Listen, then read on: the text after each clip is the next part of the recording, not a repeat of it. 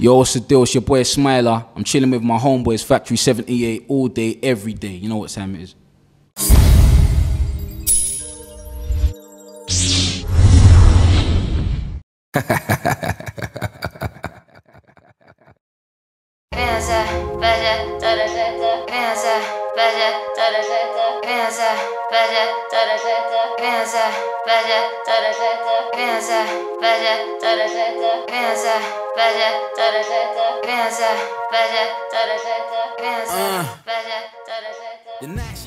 Factory78.com. This is Sope. We're down in London again to meet one of the up-and-coming stars of hip-hop in the UK. You heard it right.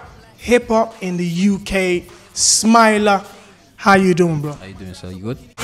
Taking my bread, touching uptown, hitting the city, painting it red. Picking up my gum, so flying cakey, your boss, a regular ting, getting it in, breaking it off, call me. I'm like, fly is my name, fly is my whip, fly is my jewels, fly is my chain. Crease upon the front of my trouser, what can he do? Throw it together well, rocking my loafers, gotta be good. About it. So one of the reasons we came here, you know, we did everything we had to do to make sure the Factory78 style that we get in touch with some of the artists that people might have heard of, but really never got to feel.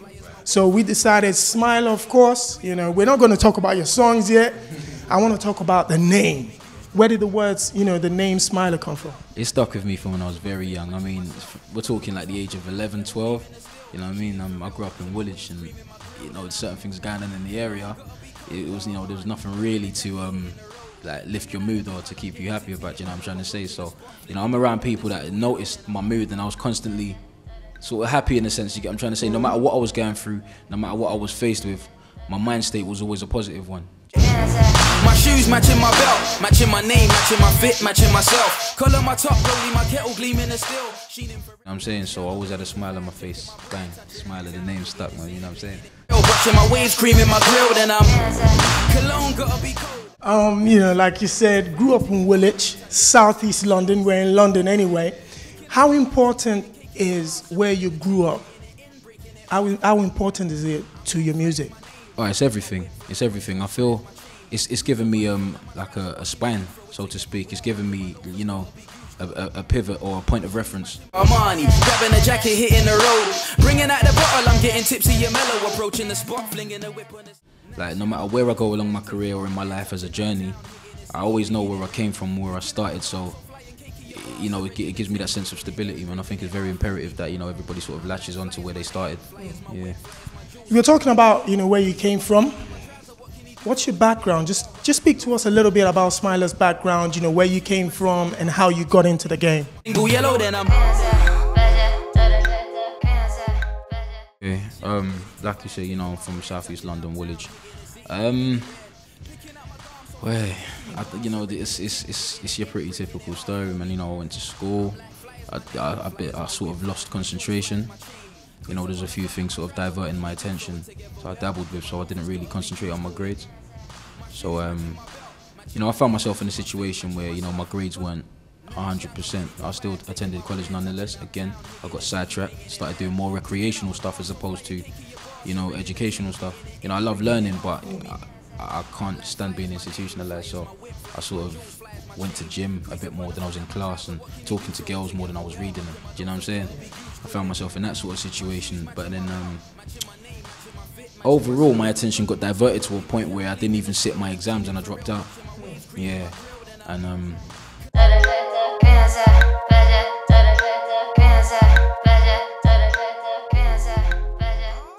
myself and my family in a situation where, you know, we were a bit needy financially, so, you know, I started dabbling, started getting involved in a few things that I wouldn't necessarily recommend to anybody right now.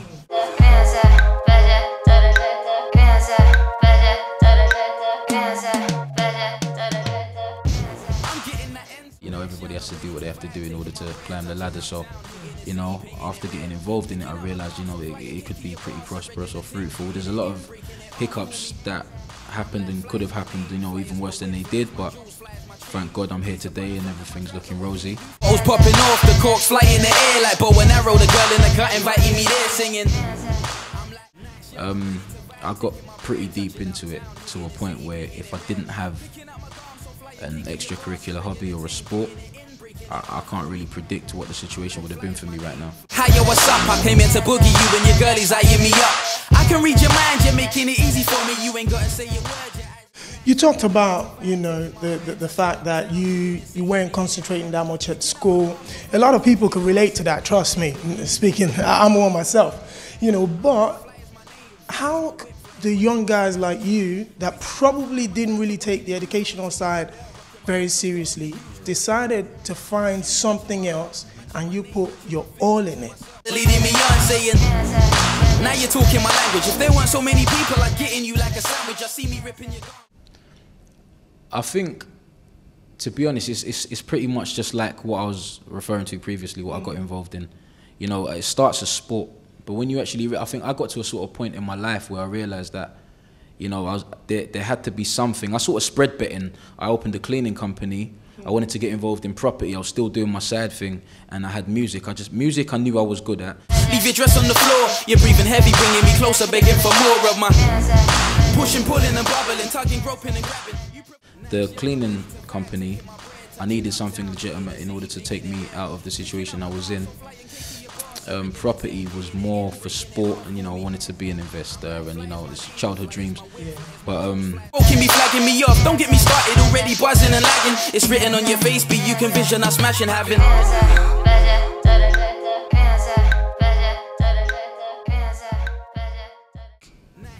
I latched onto because I realized that, you know, it got to a point it was serious enough that if I didn't have, you know, that one thing I could latch onto and say, do you know what, I'm going to choose to do this as a career instead of a hobby, I probably would have been a little wayward.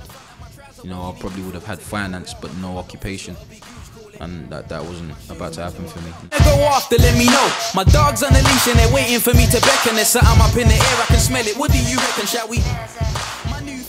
Let's talk about the music. You know, you spoke about the fact that you dabbled into trying to own your own company, you know, properties and stuff like that. But you saw music and you started with it.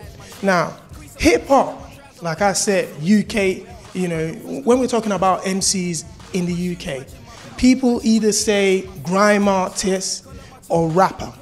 But hip hop is really not associated with a lot of UK MCs.